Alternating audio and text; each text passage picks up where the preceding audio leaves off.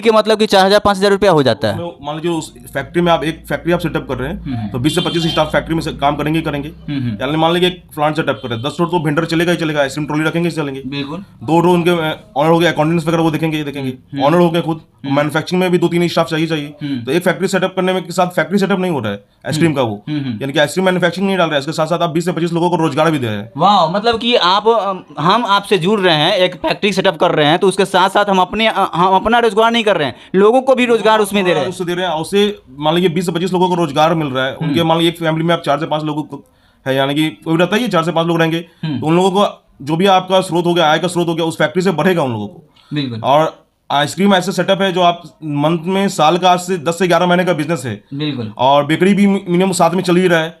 तो ये सालों भर का बिजनेस रहेगा सर। और जहां तक मैं बताऊंगा जो भी रहेगा कि एक फैक्ट्री यदि आप चला रहे हैं तो वहां पे एक जिला में नहीं चलता है, वहां से आप यदि आप चला रहे हैं तो आप मान लीजिए आइसक्रीम आप यदि मैन्युफैक्चरिंग कर रहे हैं तो आप सप्लाई कर सकते हैं। मान लीजिए आप बैठे हुए बिहार के किसी कोने में, यानी कि मधुबनी आप ले लीजिए, तो मधुबनी में यदि आप माल बना रहे हैं तो आप उसको प्लांट सेटअप करके आप माल जयनगर, वैशाली, कैमूर, झारखंड के किसी कोने में भी आप सप्लाई कर सकते हैं। सप्लाई कर सकते हैं। उसके लिए एक ट्रांसपोर्टेशन मशीन भी आता है, वो भी अपने को खुद मैन्युफैक्चरिंग है।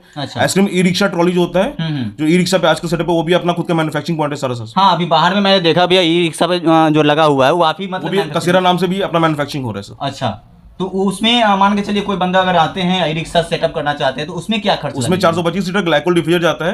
एक ई रिक्शा हो गया, ई रिक्शा भी बहुत हम कम कॉस्टिंग पे 1,35,000 में ई रिक्शा दे रहे हैं। उसमें सिर्फ एक मशीन लगेगा। अच्छा। 50,000 का, यानी 185 में पूरा full complete e rickshaw trolley हो जाएगा सर। वाह, बहुत अच्छा भैया। हम जैसे रोजगार जो है, बेरोजगार जो लोग बैठे हुए हैं उनके लिए आपने बहुत बड़ा ये जो है कदम उठाया है। उसमें भी 140 एम्पियर का बैटरी दे रहे हैं, 120 से 25 किलोमीटर रेंज में वो जाएगा सर। अच्छा, मतलब मिनिमम कितना है उसमें ये जा सकता है? यानी एक देखिए छोटा फैक्ट्री यदि 5 से 10 लोगों के लिए हम करते हैं तो 3 से 4 लाख में आपका फैक्ट्री अच्छे से सेटअप हो जाएगा सर। 3 से 4 लाख में आपका अच्छे से फैक्ट्री हो जाएगा।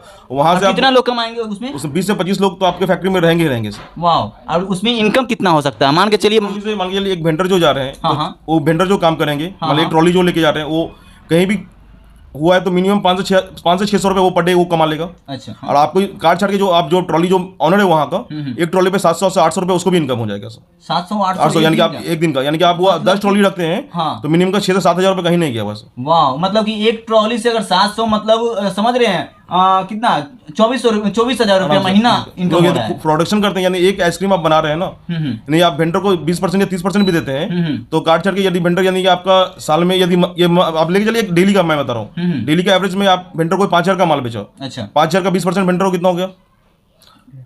5% मान के चलिए 1,000 हो गया। 20%। हाँ ठीक है। तो मान लीजिए 5,000 का आइसक्रीम है तो वेंडर को तो 1,000